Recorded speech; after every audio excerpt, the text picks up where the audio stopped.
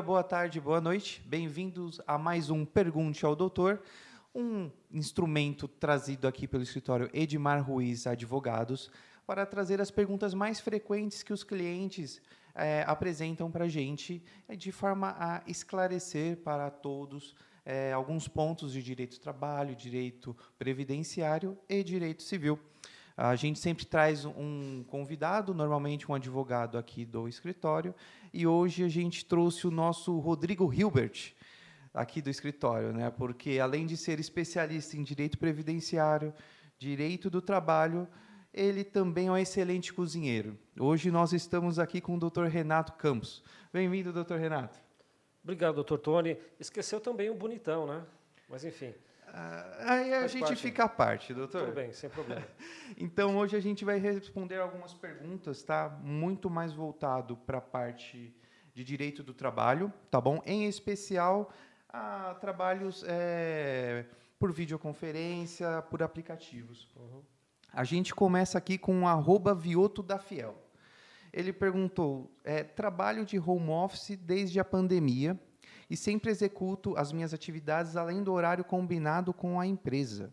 Tenho direito às horas extras? Então, doutor.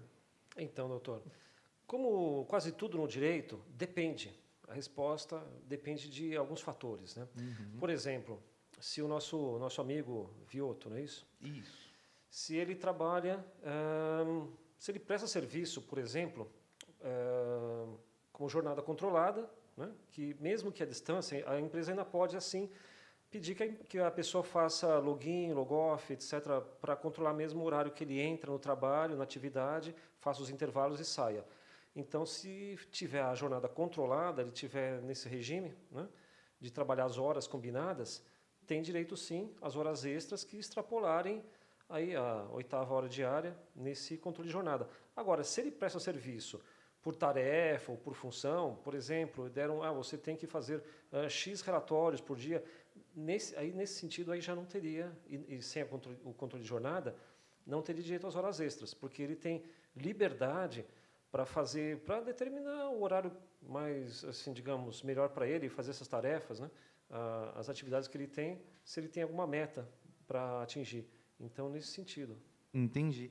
E aí, doutor, deixa eu te fazer uma outra pergunta, que aí a gente já complementa tudo, né? Tudo bem. A questão do intrajornada, né? Sim. O famoso horário de refeição, funciona de que forma?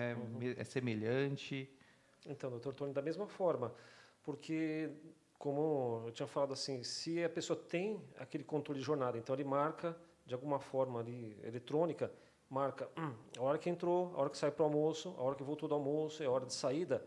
Sim, aí se tiver, por exemplo, a extrapolação do horário, ou então o descumprimento da hora de almoço, por exemplo, menos do que 1 hora, por exemplo, numa jornada de 8 horas, então tem direito às horas extras. Uhum. E da mesma forma, se ele está vinculado a presta serviço por tarefa ou atividade, né, então também aí não teria. Mas ele funciona da mesma forma que a hora extra. Entendi. Até porque é bem semelhante, né? Então, é bem semelhante. É interessante verificar a questão de previsão no contrato e o controle de jornada propriamente dito, né? Isso. É bom, é uma pergunta bem interessante porque a pessoa está num ambiente diferente, né? Tá em casa, né? Então ali, digamos, em princípio estaria mais à vontade, mas se ele cumpre uma jornada de trabalho controlada, então funciona da mesma forma. É como se tivesse, na verdade, na empresa, embora esteja remoto, né? Esteja em casa trabalhando usando os meios telemáticos aí, né? Usando o computador, o celular. Uhum. Não, perfeito, ficou bem claro. Vamos para a próxima. Essa é do @yuri.a.youssef. Estou em home office novamente, né? Porém, utilizo a minha energia, a minha internet, eu que montei a parte do meu computador. Posso cobrar da empresa essas despesas? A pandemia trouxe bastante essa inovação, né, do home office, né? Então, acho que fica mais rotineiro, né, esse tipo de dúvida. Verdade. Então, doutor Campos. Não é? O que acontece? Depende até de cada serviço, a pessoa precisa de uma estrutura mínima ali, né? Uhum. Então, se ele utiliza computador, impressora, scanner, até mesmo telefone, né? Para falar com pessoas, falar com clientes, tudo isso gera um gasto. É até um gasto que ele não teria né, se não estivesse trabalhando em casa. Então, vai ter um acréscimo aí na energia, até mesmo, quiçá na água, etc. Mas pelo menos na energia elétrica vai ter sempre um acréscimo. E ainda ele vai ter que investir, por exemplo, comprar mobiliário, se adaptar, né, comprar uma impressora de repente. A empresa teria que fornecer os meios para ele trabalhar. Mas tudo isso, até a própria CLT traz, que tem que ser combinado com a empresa. Então, tem que estar tudo isso num contrato escrito, né? Quais são as obrigações de cada uma das partes, certo? Se tiver fora, qualquer coisa ali fora daquele contrato, aí sim é possível pedir judicialmente. Entendi. Porque, veja, assim, não é um encargo da empresa. A empresa ela teria que fornecer os meios, né? Até mesmo por uma questão, digamos, que faz parte do negócio do empregador, né? Do risco do empregador. O empregado, sendo remunerado, ele não pode ficar com esse risco. Assim, eu digo, do negócio, das despesas. Exato. E é interessante também essa questão, porque você mesmo mencionou a parte de imobiliário e tudo mais, que implica num risco ergonômico, né? Sim. Então, às vezes, a cadeira não é adequada, a mesa não é adequada, o monitor não é adequado, e aí pode vir a gerar uma série de consequências, doença do trabalho em si. Além, né, de como você mesmo mencionou, às vezes o fato de você estar na sua casa, você acaba, por vezes, talvez dando até um pouco a mais, trabalhando a mais, o que pode gerar até um abalo dentro na entidade familiar, né, gerando outras repercussões, né, que aí vai um dano moral, pode gerar em razão da mobília não ser adequada o desencadeamento de uma doença profissional, né? Então, são todos elementos que o trabalhador precisa acabar estando atento, né? Não só o trabalhador, mas a empresa também, até porque ela tem que prevenir esse risco, né? Sem dúvida. É dever, né? É dever da empresa fornecer um meio ambiente de trabalho sadio. Isso, sim, também acaba extrapolando as fronteiras ali da empresa, porque é onde ele presta o serviço ali, então tem que estar adequado. Até a própria legislação também, a CLT também prevê que o empregador ele tem que orientar o trabalhador sobre todas as questões de riscos, né? As questões ergonômicas, todas as questões de segurança no trabalho. Então, é dever do empregador fazer isso. Se o empregado, por algum motivo, então está tudo adequado, né? E ele descumpre, e aí seria uma outra questão. Mas a empresa, sim, ela é responsável por zelar pela segurança do trabalhador e pela saúde dele também. Então, eles têm que, na verdade, fornecer o mobiliário adequado, os meios adequados e também orientá-lo. Lembrando que tem regras próprias para isso, né? Tem NR17 aí. Tem tudo isso. Aí vai por diante, né? Mas, enfim, acho que a gente conseguiu esgotar essa segunda pergunta. Vamos para a próxima do Carlos Borges Amado. Sou motorista de aplicativo há 2 anos e fui banido da plataforma. Posso pedir vínculo de emprego com o aplicativo? O que eu posso fazer? Em princípio, o aplicativo, ele é, na verdade, um meio, né? Eles não é um empregador, como nós sabemos, né? Ele não vai assinar carteira, nem nada disso. Então, seria um meio para a pessoa poder trabalhar. Até pessoas que estão aí fora do mercado de trabalho formal. Então, é uma forma realmente de trabalhar e ganhar dinheiro. Mas, em princípio, não há uma relação de emprego, certo? É só uma relação de trabalho, um contrato de trabalho autônomo. Entretanto, é possível pedir vínculo de emprego? É possível, certo? A legislação ela pede alguns requisitos. Então, se presente todos esses requisitos e se for provado tudo, então tem assim, a chance de ganhar. Então, por exemplo, a questão de um dos pilares, né? A gente se baseia basicamente em 4 pilares, né? Que a CLT traz como requisitos dessa relação de emprego, que seria, por exemplo, a onerosidade, que seria o pagamento, né? Quer dizer, o pagamento em contraprestação ao seu trabalho. Então, se a empresa te paga, você tem que comprovar isso, então, né, um dos requisitos já está cumprido. Temos também a questão da pessoalidade. Então, você mesmo que faz o trabalho não terceiriza, não passa para outra pessoa fazer no seu lugar. Tá? Habitualidade, certo? Aquela frequência que tem que ter.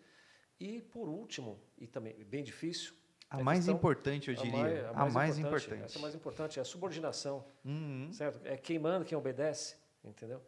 E é isso que acontece. Agora, como provar? É muito difícil, Uhum. porque você não tem aquela figura ali do chefe, do patrão ali, mas tem formas de comprovar através. Por quê? Porque você tem, através do próprio aplicativo, você tem alguns controles, né? Você tem punições, que é o principal seria isso também. Né? Inclusive, o Carlos foi banido da plataforma, né? Ou seja, Teria que, existe uma sanção, sim, né? existe. Você entende? Então aí, porque a gente pensa assim, subordinação. Então é só ter mesmo alguém mandando e alguém obedecendo, por exemplo, e você fica preocupado, né? Fala, não, porque não existe quem é, né? Quem é realmente aí a figura do chefe. Não existe isso fisicamente, mas Perdão, doutor Renan, mas aí a gente consegue levar até para um outro sentido, porque a partir do momento que você aciona o aplicativo, ele sabe que você está trabalhando. sim. Então, existe uma fiscalização, né? Tem até aquela questão, né, de avaliação. Poxa, você é bem avaliado, você Isso. fica lá em cima, você tem mais corridas, você tem mais confiança, enfim. Quando você não é, ou seja,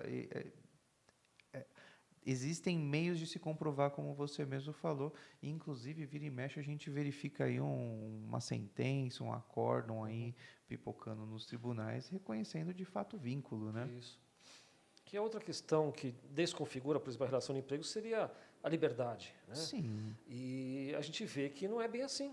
Né? Quer dizer, se você não cumpre ali os requisitos, então até mesmo uma questão de frequência, não é que se você não aceita as corridas e tem essas punições, ou então, por vários motivos, se você é punido, então você também está sendo controlado, fora o restante dos controles, né, que o aplicativo traz.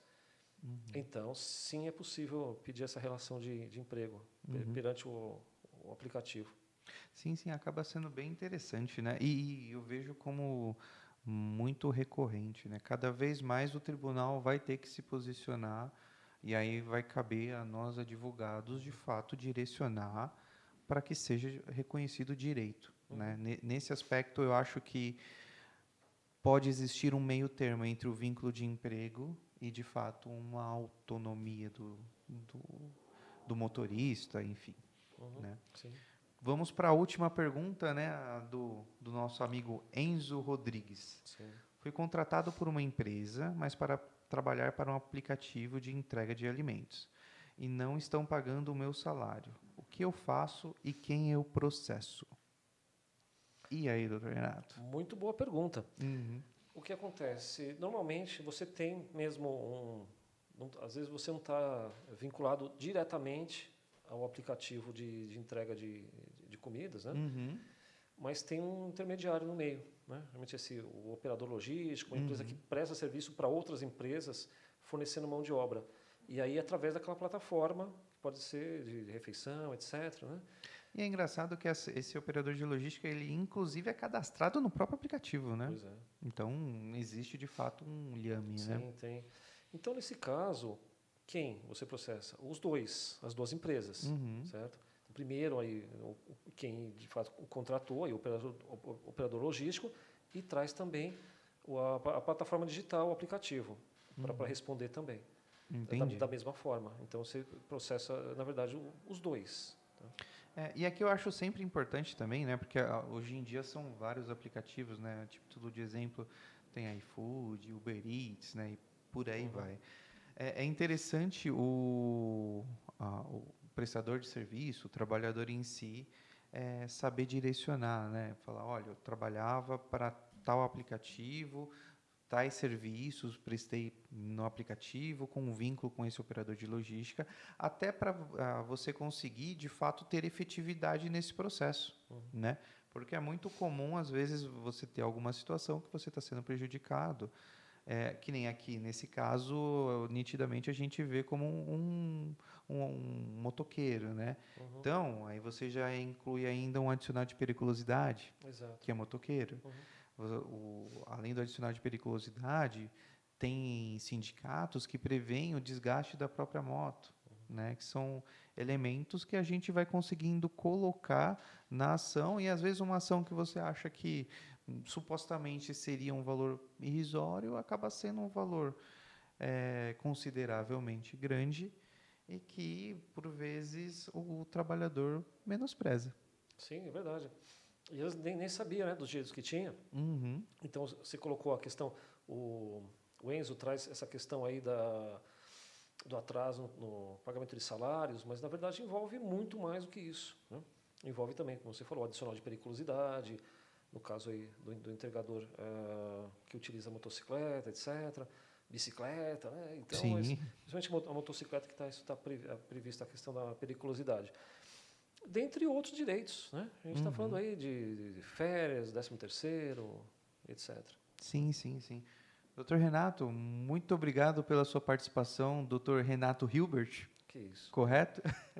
E aí eu passo para você para as considerações finais. Tá, muito obrigado, Dr. Tony, pelo convite. Sempre um prazer estar aqui.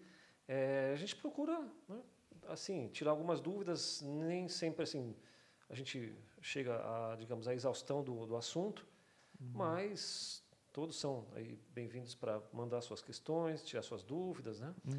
E esse tema em si, agora falando um pouquinho desse tema, o trabalho, digamos, o trabalho remoto, o trabalho por aplicativo, plataformas, ele trouxe assim digamos, uma oportunidade, uma facilidade tanto para o empregador como para o empregado, né? Às vezes para o empregador, às vezes de uma forma você tem essa possibilidade até de empregar pessoas até em outros estados, Sim. né? E até mesmo até em outro país, por que não? Então, isso viabiliza, né? Pode até gerar mais empregos, mas sempre então a gente tem que ficar atento a essas questões, porque na verdade não pode ser prejudicial também nem para uma parte nem para outra. Então, por isso que a gente tem que ficar sempre atento aos nossos direitos, para que não fique algo, digamos assim, para que não tenha desvantagem, nem para um nem para outro, né? Exato. O direito, ele acompanha a sociedade e a tecnologia, né? Sim. Então, gostaria de agradecer novamente aos nossos colegas que participaram, @ViotoDaFiel, @Yuri Youssef, Carlos Borges Amado e Enzo Rodrigues. Se você tem alguma dúvida, algum questionamento, coloque nas nossas redes sociais, a gente fica sempre à disposição, tá bom? Lembrando que o fim a finalidade deste vídeo é sempre de informar a você, trabalhador, disseminar o conhecimento em si, tá bom? Muito obrigado e até a próxima!